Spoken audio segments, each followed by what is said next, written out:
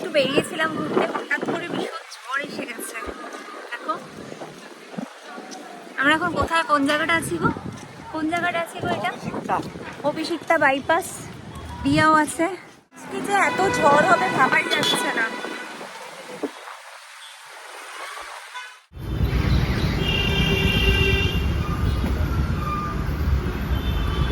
বিশাল জোরে ঝড় উঠেছে।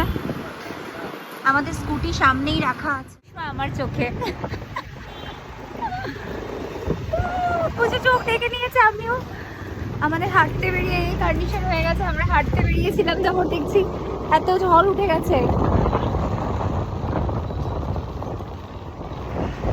ধুলো ধুলো, প্রচন্ড ধুলো বালি উঠছে।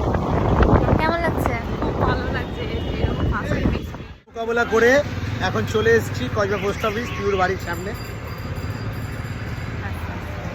একটু দাঁড়ালাম। প্রিয়ার চশমা আমার চোখে। না না ঠিক আছে।